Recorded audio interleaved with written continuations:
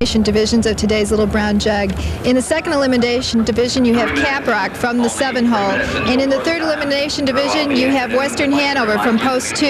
You always hear horsemen talk about the luck of the draw. Is post position even more critical over a half-mile track? Well, definitely. You know, if you don't have real great gate speed, you want to be somewhere towards the inside. If you stay at the outside and you have no gate speed, you're naturally not going to get away too good. You know, looking at Caprock, I see that he's a very lightly started individual. In fact, only 17 lifetime starts, just 8 this season. Is that any disadvantage for him? Well, he's had enough starts where I don't think it would be a disadvantage that he's only had 17, but he's been prone with bad luck of getting sick and just little things here and there. He almost died this spring with pneumonia, and he's had a rough time of it, but he's definitely a good horse. You know, his fastest victory last season as a 2-year-old was a 1:56 and 1 clocking over Louisville Downs, and of course that's a half-mile track. Does that tell us anything? Is he real handy over a half-mile track? He can get around a half. He won the Shepherd early in the year at Yonkers and got around it real well, and he looked like a top colt then. And we raced him up in Canada, and he made a break up there, but ever since then he just seemed to tail off, and then he finally ended up getting real sick last fall, and they had to quit with him. Well, the last time you sat behind him, he was sent off the favorite, and actually he ended up 4th at Rosecroft. It was September 5th. Was that less than you expected of him that night? No, he'd just come off of getting scratched and sick up in Canada, and he'd had 2 weeks off, and Gene didn't really want to race him hard, and the way the race set up, he really didn't have a shot from behind, but that's why we had to race him. Of course, Western Hanover is the horse everybody's been hearing about, and he lives up to that favored status almost week after week, and I just have to ask you what it's like to drive a horse like that. Oh, it's a real thrill, and you know, to win the Jug's going to be the biggest thrill of my life, and the biggest thing the reason I want to run it is for Gene.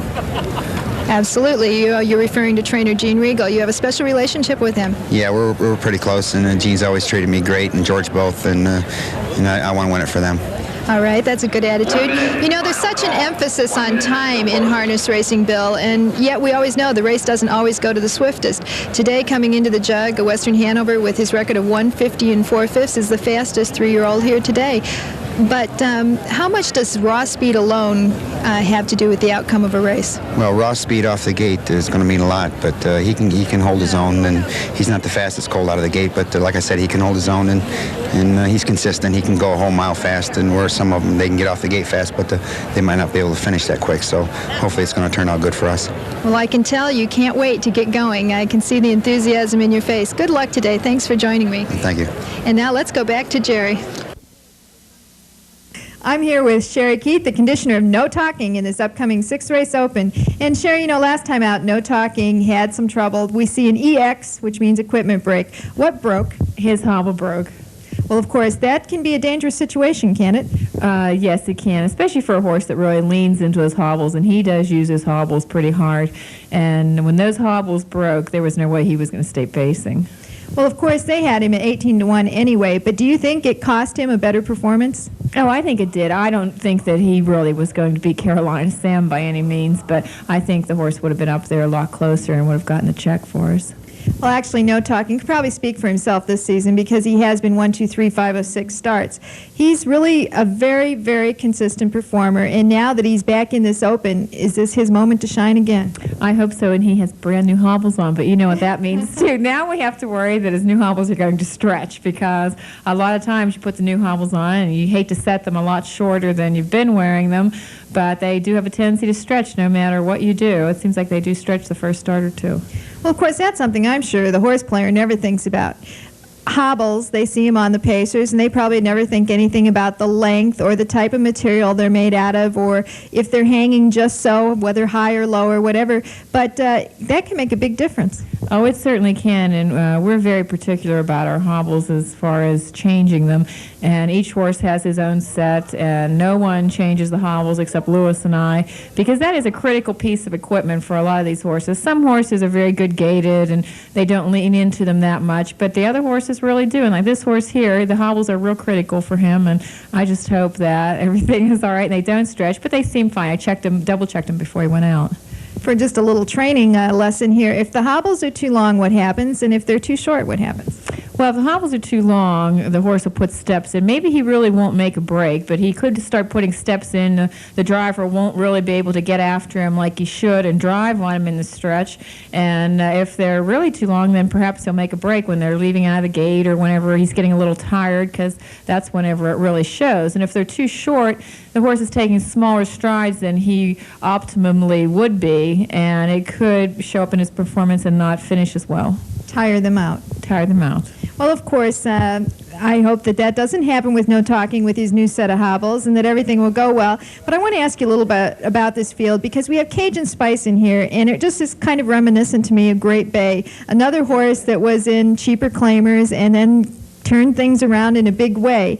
And, of course, Great Bay coming from your stable. So do you give Cajun Spice respect as a horse that's on a roll? Oh, I certainly give him respect because I think that even though a horse is in a 3 or 4 claimer, it doesn't necessarily classify that horse as a 3 or 4. I think there's a good chance that he's a much better horse than he had shown earlier, and it just wasn't his time to shine yet, and they made some changes on him, and he's really coming into himself. So I certainly wouldn't mind sitting behind Cajun Spice tonight. I have a lot of respect for the horse.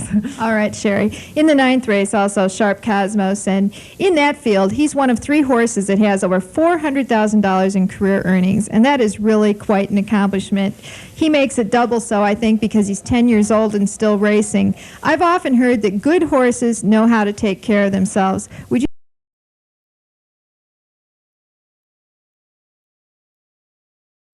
in the race too? If he gets to the front, he doesn't just pull and want to go as fast as he can. He goes as fast as he needs to beat the other horses. And even whenever he wins races, he doesn't usually win by 4 or 5 lengths. He wins just enough to get past that horse. He wears an open bridle, and he's a fun horse to train and drive.